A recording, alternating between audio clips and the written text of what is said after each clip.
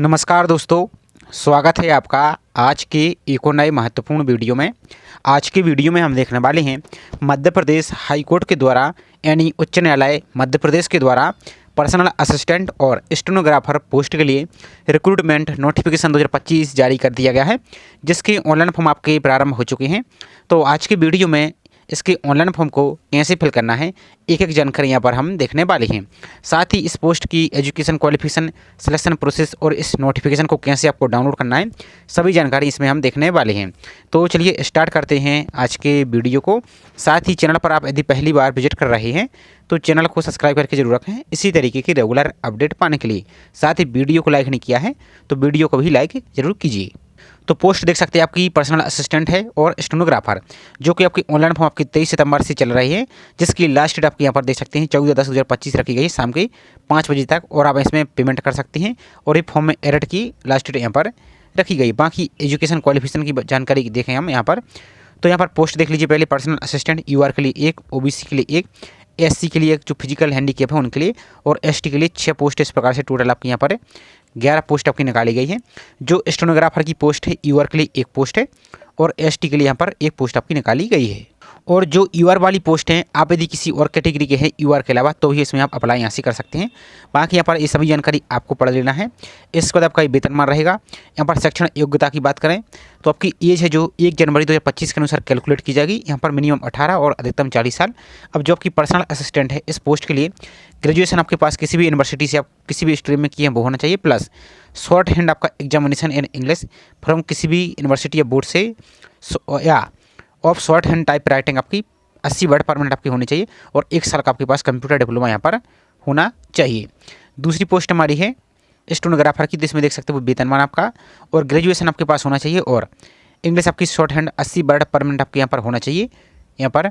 और पहला आपका सीपीसीटी स्कोर कार्ड है जो ये भी आपके पास होना चाहिए, या फिर 1 साल का आपके पास डिप्लोमा कोर्स आप पास की किस्म computer application institution recognized university by MP government, तो आप इनमें से किए हैं तो भी इसमें अप्लाई यहाँ से कर सकते हैं।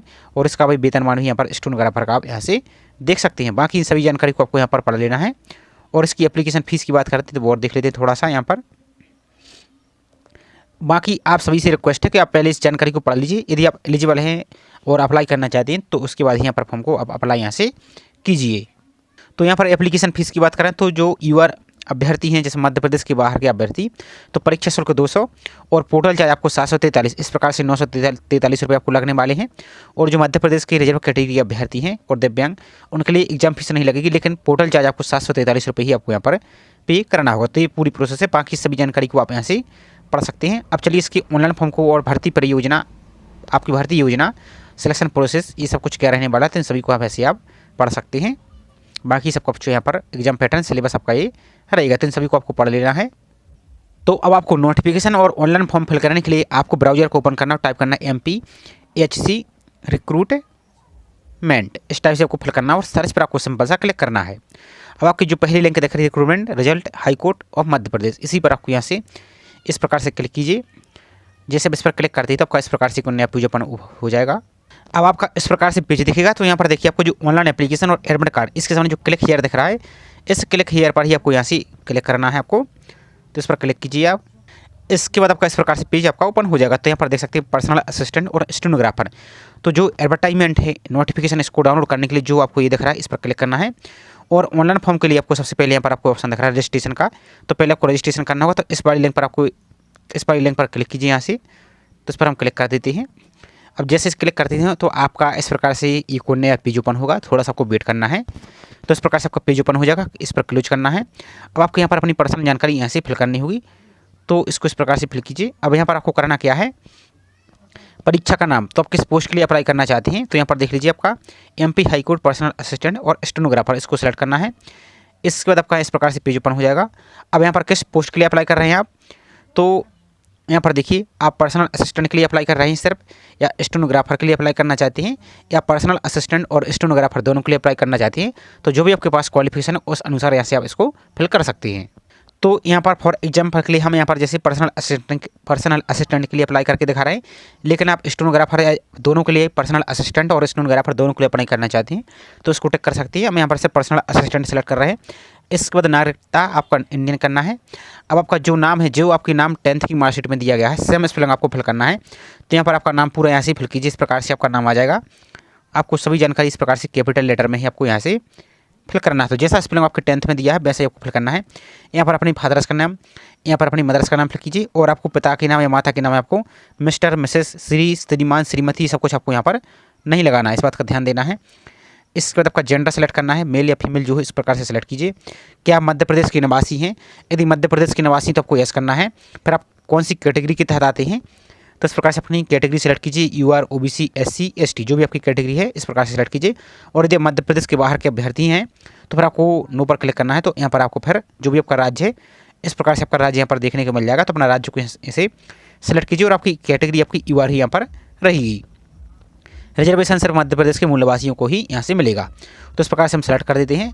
अब जो भी आपकी कैटेगरी है इस प्रकार से इसको सिलेक्ट कीजिए। फॉर एग्जाम्पल के लिए जैसे हम पर OBC सिलेक्ट कर देते हैं। अब नेक्स्ट है, क्या आप दिव्यांग हैं? 40% या उससे ज़्यादा, यदि हैं तो यस कीजिए, नहीं है तो नो पर इस प्रकार से क्लिक करना है। नेक्स्ट, क्या आप शासकीय सेवक हैं? यदि हैं तो यस कीजिए, और नहीं है तो नो पर इस प्रकार से आपको क्लिक कर देना है। इसके बाद नेक्स्ट वैवाहिक स्थिति, आप मैरिड हैं या अनमेरिड हैं या विडो हैं, या यहाँ पर जो कि आपकी है और डिवोर्स है जो भी है इसको सिलेक्ट कीजिए। तो आपको जो भी है उसको इस प्रकार से सिलेक्ट करना है। अब नेक्स्ट आपकी date of birth, date of birth कैसे फिल करना है? तो डेट ऑफ बर्थ के लिए आपको जो साइड में आपको ये कैलेंडर का ऑप्शन दिख रहा है, इस कैलेंडर पर आपको इस प्रकार से क्लिक करना है। आपका यहाँ पर कैलेंडर ओपन हो जाएगा। तो पहले आपको ईयर सेलेक्ट करना है, तो जो आपको जैसे 2007 दिख रहा है इस पर आप क्लिक कीजिए। तो अब आपको यहाँ पर जो ईयर दिख रहा है इसको इस पर वाली आइकन पर क्लिक करेंगे, यहाँ पर स्क्रॉल करेंगे तो इस प्रकार से आपका ये स्क्रॉल होता जाएगा इस प्रकार से। इसको एक बार और क्लिक कर देंगे तो आपकी जो भी डेट ऑफ बर्थ है इस प्रकार से अपने डेट ऑफ बर्थ को यहाँ से आप इसको इस प्रकार से यहाँ से इस प्रकार से सिलेक्ट कर सकती है। तो फॉर एग्जाम्पल के जैसे मान लीजिए आपकी डेट ऑफ बर्थ है 1 फरवरी 1999, तो आपको कैसे टाइप करना है यहाँ पर देखिए, थोड़ा सा आपको दिखा दीजिए। इस कैलेंडर पर क्लिक कीजिए, आपका आ चुका है। इसके बाद यहाँ पर इसको स्क्रॉल कीजिए, इसको स्क्रॉल कीजिए तो आपका ये आ चुका है 1 फरवरी 1999। इस टाइप से आपको अपनी डेट ऑफ बर्थ फिल करनी है। तो यहाँ पर आपकी एज कैलकुलेट होकर यहाँ से आ जाएगी। अब आपका जो एक्टिव मोबाइल नंबर वो फिल करना है। यहाँ पर आपकी जो एक्टिव ईमेल आईडी वो भी आपको यहाँ से सही तरीके से फिल करना है। इसके बाद इसको डिक्लेरेशन करना है आई एग्री पर, और ये जो कैप्चा दिख रहा है इस कैप्चा को यहाँ पर फिल करना है। इस प्रकार से फिल कीजिए, इस कैप्चा को इस प्रकार से आपको फिल करना है। इसके बाद आपको रीवेरीफाई वाले ऑप्शन पर आपको क्लिक यहाँ से कर देना है। तो इसके बाद आपका इस प्रकार से कि नेक्स्ट पेज ओपन हो जाएगा। अब यहाँ पर आपका पोस्ट का नाम दिख जाएगा। इन सभी पर आपको इस प्रकार से चेक करते जाना। तो आपकी पोस्ट है तो यहाँ पर देखिए इसको आपको इसके सामने आपको इस प्रकार से टिक कर देना है। इसके बाद आपका पर्सनल असिस्टेंट पोस्ट दिख रहा है, इसको चेक कर लीजिए। यहाँ पर आपका इंडियन दिख रहा है, इसको टिक कीजिए। आपका नाम यहाँ पर इस प्रकार से आपका जो भी नाम है इसके सामने टिक कीजिए। आपका मेल जो भी आपकी जानकारी यहाँ पर सही है तो सभी पर इस प्रकार से रीवेरीफाई करना है। सभी पर आपको इस प्रकार से टिक कर देना है। आपकी जो भी कैटेगरी है इसको इस प्रकार से टिक करते जाइए।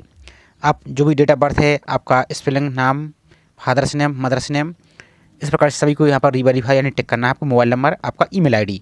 उसके बाद आपको सबमिट वाला जो ऑप्शन दिख रहा है सबमिट पर आपको यहाँ से क्लिक कर देना है।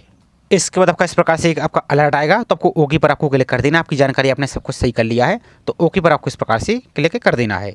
अब जैसे ही आप ओके पर क्लिक करते हैं तो अब आपको एक एप्लीकेशन नंबर देगा, इसको पहले आप नोट कर लीजिए या स्क्रीनशॉट ले लीजिए।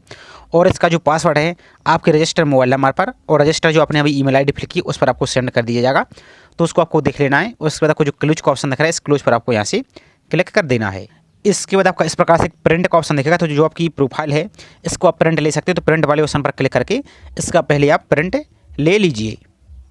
तो इसका आपको प्रिंट ले लेना है। प्रिंट लेने के बाद आपको जो लॉग आउट का ऑप्शन दिख रहा है इस लॉग आउट पर आपको क्लिक करके आपको लॉग आउट यहाँ से कर देना है। अब लॉग आउट करने के बाद आप जहाँ से आपने रजिस्ट्रेशन किया था उसके नीचे आपको एक ऑप्शन दिख रहा है एप्लीकेशन का। तो अब इस वाली लिंक पर आपको इस प्रकार से क्लिक करना है। तो जो अभी आपने यूजर आईडी नोट की है वो, और जो आपके रजिस्टर्ड मोबाइल नंबर पर पासवर्ड आया है वो पासवर्ड आपको यहाँ पर फिल करना है। और इस कैप्चा को यहाँ पर फिल करके आपको लॉगिन करना होगा, तभी आप यहाँ से फॉर्म को अप्लाई कर पाएंगे। तो जैसे ही आप लॉगिन करेंगे तो अब आपको यहाँ पर एक ऑप्शन आपको शो रहा है गो टू एप्लीकेशन फॉर्म। तो इसी पर आपको यहाँ से गो टू एप्लीकेशन पर आपको क्लिक करना है। तो नेक्स्ट अब आपका जो पर्सनल जानकारी वो आपको शो हो जाएगी। उसके बाद नीचे को चली जाइए तो यहाँ पर पहचान चिन्ह आपका जो आइडेंटिटी मार्क है, जैसे आपके कोई चेहरे पर या हाथ में कोई मोल का चिन्ह है आपका, तो इस प्रकार से आपको फिल करना है। आपका यदि कुछ नहीं है तो इस प्रकार से मोल ऑन फेस इस टाइप से फिल कीजिए। और यदि कोई चिन्ह नहीं है तो आप सिंपल सा चाहे तो नो मार्क्स यहाँ पर आप लिख सकते हैं। इस टाइप से फिल करना है। अब आपका जो करंट एड्रेस है यानी वर्तमान पता है वो आपको पूरा फिल करना है, एक ही लाइन में पूरा फिल कर देना है। आपका जो भी राज्य है इस प्रकार से अपने राज्य को यहाँ से सिलेक्ट कर सकते हैं। इस टाइप से अपना राज्य आ जाएगा आपका। तो जो भी आपका राज्य है इस टाइप से अपने पूरा राज्य को सिलेक्ट कीजिए। इसके बाद आपका जो जिला है आपको जिले को सिलेक्ट कर लेना है, जो भी आपका डिस्ट्रिक्ट है इस प्रकार से अपना डिस्ट्रिक्ट को सिलेक्ट कर सकते हैं। इसके बाद आपका जो पिन कोड है अपना पोस्ट ऑफिस का पिन कोड फिल कीजिए। उसके बाद नेक्स्ट आपका स्थायी पता यानी आपका परमानेंट एड्रेस।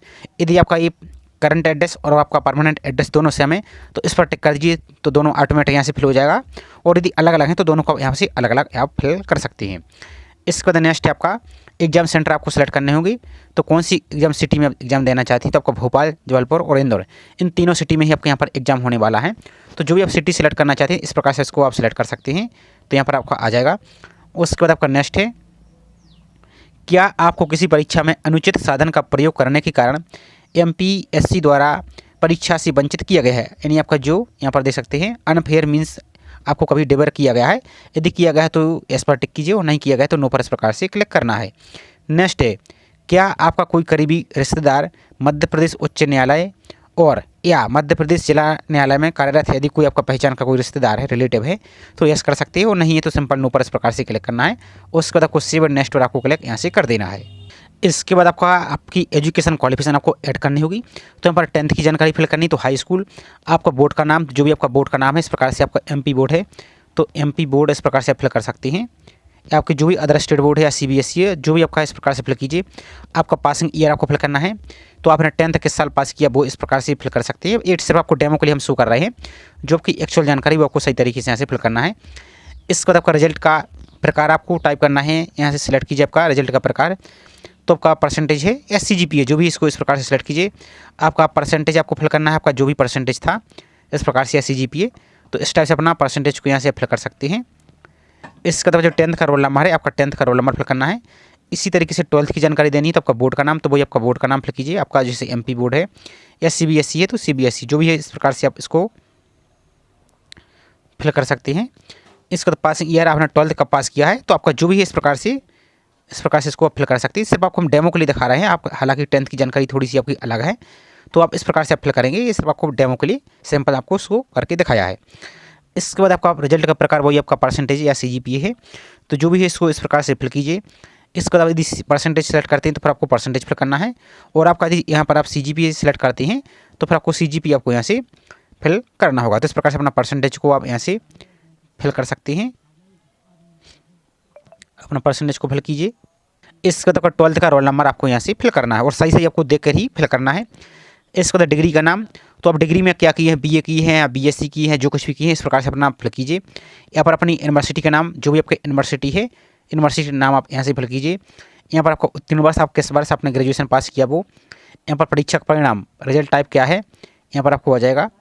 तो आप परसेंटेज है या CGPA, जो भी आपका इस प्रकार से इसको सिलेक्ट कीजिए। इसके बाद परसेंटेज आपको ने सिलेक्ट किया तो परसेंटेज, और CGPA सेलेक्ट करते हैं तो CGPA। इसके बाद अपना रोल नंबर फिल करना है, जो भी ग्रेजुएशन का रोल नंबर है। इसके बाद नेक्स्ट आपका short hand examination in English, यहाँ पर देखिए रिकॉग्नाइज्ड बोर्ड या short hand type writing examination 80 word पर मिनट, तो आपको यहाँ पर सिलेक्ट करना होगा। तो यहाँ पर अपनी बोर्ड का नाम फिल कीजिए। यहाँ पर देखिए आपका बोर्ड है, यहाँ पर पासिंग ईयर आपने कब पास किया है, इस टाइप से इसको यहाँ से आप फिल कर कीजिए। यहाँ से फिल कीजिए आपकी स्पीड कितनी है, तो जो भी आपकी स्पीड है इस प्रकार से अपनी स्पीड भी यहाँ से आप कम से कम यहाँ पर 80 वर्ड पर मिनट मांगी है तो वो आपके पास होना चाहिए।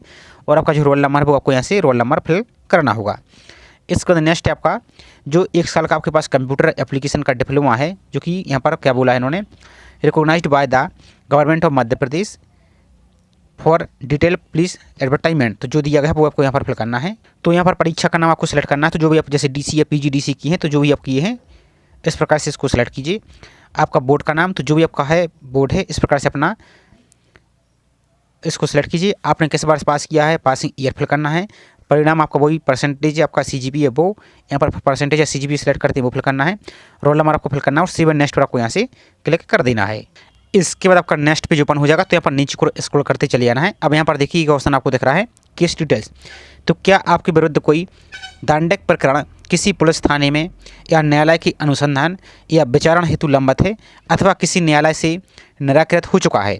यदि हाँ तो संबंधित अधिनियम एवं धारा सहित आपको प्रकरण क्रमांक, निर्णय आदि की जानकारी स्पष्ट रूप से अनिवार्यता उल्लिखित आपको यहाँ से करना। यदि ऐसा हुआ है तो यस करेंगे आप, और नहीं तो सिंपल आपको नो पर इस प्रकार से क्लिक करना। और यदि आप यस करते तो फिर उसकी आपको जानकारी देनी होगी, अपराध क्रमांक आपका, अधिनियम धारा, ये सब कुछ आपको वर्तमान स्थिति आपको देनी होगी। ये सब कुछ आपको यहाँ से फिल करना जरूरी है, और कोई भी जानकारी आपको यहाँ पर छुपाना नहीं है। तो इस प्रकार से दी है तो यस कीजिए और इसकी जानकारी दीजिए, और नहीं तो आपको इस प्रकार से नो पर क्लिक यहाँ से कर देना है। इसके बाद नेक्स्ट है, अब आपकी जो पासपोर्ट साइज की रिसेंट फोटो है आपकी, यहाँ पर फोटो अपलोड करना है। यहाँ पर आपको काले पेन से, ब्लैक पेन से, पॉइंट पेन से, बॉल पॉइंट पेन से यहाँ पर आपका जो काला पेन है सिग्नेचर कीजिए, और यहाँ से आपको इसको ब्राउज करके अपलोड यहाँ से कीजिए। और यहाँ पर सिग्नेचर का डायमेंशन भी देख सकते हैं आपकी, यहाँ पर 6 सेंटीमीटर चौड़ाई और 3 सेंटीमीटर यहाँ पर हाइट रख सकते हैं, बेतौर हाइट। और इमेज की साइज आपकी जो 50 से 80 KB तक कर सकती हैं, और JPG या JPEG फॉर्मेट में आप इसको अपलोड यहाँ से कर सकती हैं। तो जैसे आप फोटो और सिग्नेचर को अपलोड कर देते हैं, तो जैसे मान लीजिए यहाँ पर आपने सिग्नेचर अपलोड कर दिया, तो जो आपको व्यू का ऑप्शन दिख रहा है इस पर आपको एक बार क्लिक करना है इस प्रकार से, तो आपका सिग्नेचर ओपन हो जाएगा, इसको क्लोज कर दीजिए। इसी तरीके से आपको फोटो जो अपलोड करेंगे तो फोटो पर अपलोड करना है, और व्यू पर आपको इस प्रकार से क्लिक करना है। इसके बाद आपको पेमेंट की डिटेल्स दिख जाएगी। अब मान लीजिए फॉर एग्जाम्पल के लिए यहाँ पर हम आपको OBC से सिलेक्ट करके दिखा रहे हैं, तो यहाँ पर आपको जो परीक्षा फीस आपको दिख रही है, यदि आप UR से फिल करेंगे तो आपको 200 रुपये आप जो आपकी एक्स्ट्रा फीस आपको दिखा दी थी थोड़ा सा यहाँ पर हम, तो UR के अभ्यर्थी के लिए 200 रुपये एक्स्ट्रा फीस आपको यहाँ पर दिखेगी। इस प्रकार से आपको 943 रुपये दिखेगी। और जो मध्य प्रदेश की SC हुए, ST हुए, OBC हुए, नॉन क्रिमिनल और दिव्यांग, इनके लिए आपको 743 यहाँ पर पे करनी होगी। इसके बाद आपको जो डिक्लेरेशन का ऑप्शन दिख रहा है इस पर क्लिक करना है, और आपको यहाँ पर इस कैप्चा को फिल करना है, और आपको एक बार प्रीव्यू जरूर चेक करना है। प्रीव्यू चेक करने के बाद आपको सबमिट पर क्लिक करना है। सबमिट पर क्लिक करने के बाद आपको विभिन्न प्रकार के ऑप्शन शो हो जाएंगे एप्लीकेशन फीस पेमेंट करने के, तो वहाँ से जाकर अपनी फीस को यहाँ से आप पेमेंट कर सकते हैं। तो जैसे अपने फॉर्म को आप सबमिट कर देते हैं और आप फॉर्म का यदि दोबारा से रीप्रिंट करना चाहते हैं तो कैसे करेंगे, तो यहाँ पर देखिए आपको जो एप्लीकेशन फॉर्म का आपको ऑप्शन दिख रहा है इस पर आप दोबारा से इस प्रकार से क्लिक करेंगे, और आपका जो एप्लीकेशन नंबर है यानी यूजर ID वो फिल कीजिए, और जो आपको पासवर्ड आया था वो पासवर्ड फिल करना है, और इस कैप्चा को फिल करके लॉगिन पर क्लिक कीजिए। तो जो आपका जो फॉर्म है वो पूरा ओपन हो जाएगा। ओपन होने के बाद इसका पहले PDF सेव कर लीजिए प्रिंट निकाल के, और इसकी हार्ड कॉपी भी निकाल के जरूर रख लीजिए। जब आपका सिलेक्शन हो जाएगा तो इसकी आपको अति आवश्यकता पड़ेगी। तो छोटी सी इन्फॉर्मेशन थी, आई होप जानकारी आपको पसंद आई होगी। जानकारी पसंद आई हो तो वीडियो को लाइक जरूर कीजिए, साथ ही चैनल को अभी तक सब्सक्राइब नहीं किया है तो चैनल को सब्सक्राइब करके बेल आइकन पर प्रेस करके जरूर रखें इसी तरीके की रेगुलर अपडेट पाने के लिए। तो चलिए मिलते हैं इसी तरीके से एक और नई जानकारी के साथ। जय हिंद।